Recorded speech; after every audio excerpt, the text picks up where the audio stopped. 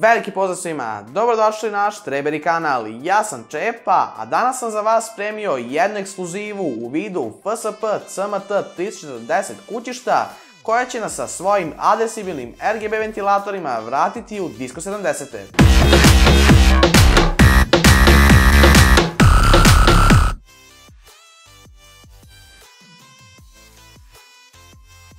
Krenuo bih od same cene kako bismo od početka svi uživali u kućištu koje je malo nestandardno za ATX ploče. Iako cenu CMT 340 modela ne možemo pronaći iz razloga da ovaj model još uvijek nije dostupan na našem prostoru, kompanija FSP mi je nezvanično potvrdila da cena neće biti veća od 80 evra. U poređenju sa njihovim top modelima, ovo kućište će biti pravi hit. Kapirate, pravi hit i Disco 70.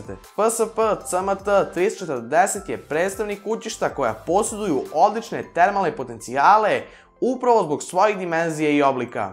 Kada govorimo o samom dizajnu, CMT 340 kućište je u celosti izađeno od lima, a podržava matične ploče formata ATX, Micro ATX i Mini ITX. FSP je najnovije kućište predstavio krajem januara ove godine, pa me malo čudi da nisu razmatrali opciju da uvrste sve popularniji USB-C konektor. Ukoliko ne računamo nedostatak Type-C konektora, front panel je sasvim korektan gde su ugradili dva USB-a 3 kao i HD audio konekciju. Pored standardnog on-off tastera, CMT 340 je opremljeno tasterom za kontrolu adesibilnih RGB ventilatora koji se kontrolišu putem samokontrolera na zadnjoj strani.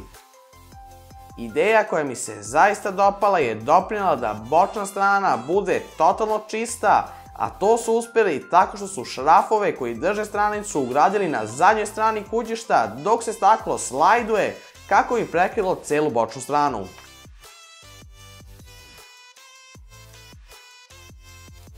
Prednja strana je također izađena od zatamljenog stakla koja se drži na 4 ne baš tako kvalitetna šrafa koji se šrafe iznutra. FSP CMT 340 kućište posjeduje 4 adesibilna RGB ventilatora o kojima ćemo pričati malo kasnije, a što se tiče vodenih sistema, u kućište može staviti radijator do 360 mm. Ako će vam se činiti da je nedostatak filtera na prednjoj strani mana, morat ću ujedno da vas obradujem da vam baš i nije potreban. A pritom sam razočaran zato što se na protoku vazduha sa prednje strane mora ozbiljno poraditi. Isto tako smatram da bi filter na prednjoj strani jedino kvario izgled samih ventilatora, dok bi sa druge strane to povećalo cenu kućišta, što je razuman potez FSP kompanije. Sa druge strane, gornja strana i otvor za napajanje su obluženi veoma gustim filterima. Ako ste sumnjali da će skraćena tacna uticati na storage podršku, moram vam reći da je FSP pronašao fleksibilno rješenje. Na samom tunelu koji posjeduje rupu koja nam otkriva model našeg napajanja i rupu za ugradnju ventilatora, FSP je na rupičastom delu ugradio dva nosača za dva 5-inčne uređaje i tako nadomestio nedostatak na samoj tacni. Sa zadnje strane, FSP je ugradio mesta za premeštanje samih nosača koje smo prethodno vidjeli, a ja isto mislim da su stvarno mogli da i ovdje stave dva nosača. Osim prethodnih 4 mesta na koje možemo ugraditi samo dva 5-inčna uređaja, u kućište je ugrađen kavez za hard diskove koji može smestiti dva 5-inčna uređaja. Iako sam mislio da se kavez može ukloniti, njega možemo samo pomeriti u stranu kako bi napravili više mesta za radijatore sa prednje strane. Ukoliko želite da pomerite kavez, bit će vam potrebne obe ruke kako biste pogodili rupe sa kućištem. Kada je reč o manipulaciji kablova, mislim da će slike govoriti mnogo više, a ja mislim da je ovo posljednji trend gdje vi mene vidite u ovoj recenziji, pošto nam je baterija na kameri u autu, pa ćemo ostalo pričati iz ofa. Na gornjoj strani su rupe za ugradnju ventilatora pomerili skroz ulevo kako bi napravili dodatnog prostora za provlačenje kablova sa gornje strane. Nedostatak rupe za provlačenje kablova za napajanje grafike lako se može nadomestiti na način koji sam ja izveo, dok potrebe za gumenim pokrivačima baš i nema, što dodatno potvrđuje finalnu obradu ivica samog kućišta. Na zadnjoj strani se nalazi kontroler adesibilnih RGB ventilatora koji posjeduje svoje specifične konektore za sva 4 ventilatora. Celokupna priča se napaja putem Molexa, a ja bih voleo da sam ovde mogao da vidim SATA konektor zato što ARGB radi na 5V. Ukoliko vaša ploča ne posjeduje adresibilni RGB konektor, u prilog vam dolazi taster za kontrolu na front panelu sa čak 16 svetlosnih efekata.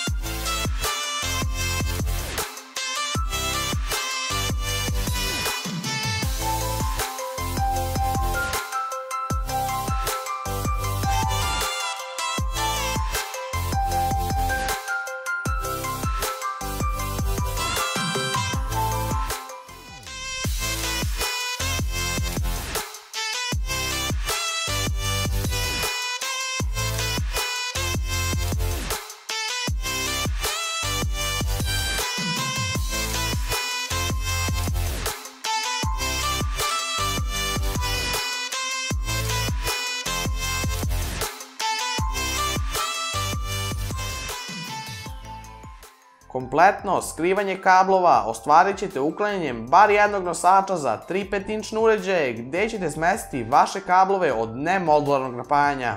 Ovo je po meni do sada najbolje kućište iz FSP radionice, pa smo baš zato u njega smestili naš build koji ću vam uskoro predstaviti, a sama slika vam pokazuje koliko sve izgleda zaista lepo. Termalni testovi nam otkrivaju mnogo toga, počevši od problema sa uvlačenjem vazduha sa prednje strane, pa sve do ventilatora sa više nego odličnim protokom vazduha.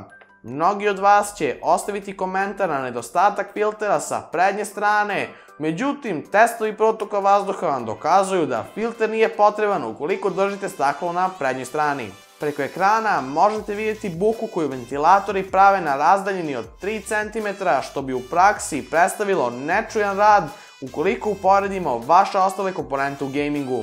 U idle sa ventilatorima na default obrtajima računar je bio dosta tih, što potvrđuje instrument za merenje nivoa buke. Za testove sam koristio programe za opterećivanje grafičke karte i procesora, gde sam umesto stock coolera zakačio Noctua U12S cooler sa 2 ventilatora. U kompletno zatvorenom kućištu temperatura procesora je bila samo 54 stepena, dok je grafika bila jedan podeok iznad 80.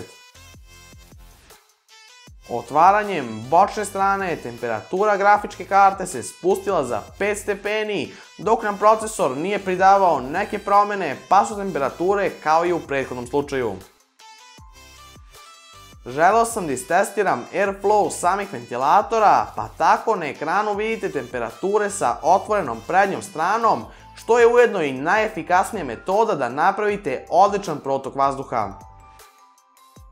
Identične temperature vidimo i sa uklonjenom kako bočnom, tako i prednjom stranicom, odakle možemo zaključiti da je potrebno bolje rešenje za uvlačenje vazduha sa prednje strane. Šteta je ne iskoristiti pun potencijal adresibilnih RGB ventilatora koji su više nego dobri, gde nam nude airflow od čak 86 cfma. Jedino me plaši temperatura samih zavojnica na ventilatorima koja ide i do čak 50 stepeni, a po ovom zakonu se sa povećanjem temperature povećava i sama otpornost provodnika, što će negativno uticati na smanjenje protoka struje, koja će logično dovesti do usporenog rada ventilatora. Najjeftinija solucija sa adresibilnim ventilatorima i kontrolerom se može pronaći za nekih 40 evra, gde u kombinaciji sa minijaturnim dizajnom čini potencijalni airflow odličnim. Čak će i sa otvorenom prednjom stranom kućište izgledati zaista fenomenalno, pa eto rešenja ukoliko u letnjim danima imate problema sa temperaturom. U generalnom plasmanu ovo kućište je od nas dobilo štreber i rabi nagradu kao jedno od boljih kućišta u svojoj cenovnoj klasi. Takođe, ovaj kraj bi sada trebao da pričam u kameru, međutim to je prazno, pa vi vidite kadrove ovog divnog kućišta. Hteo bih se zahvalim kompaniji FSP koja nam je poslala ovu ekskluzivu na test i želeo bih da im poručim da očekujemo mnogo dobrih stvari od njih, a mi se vidimo, ukoliko me sada i ne vidite, i čujemo nekom narednom prilikom. Ćao!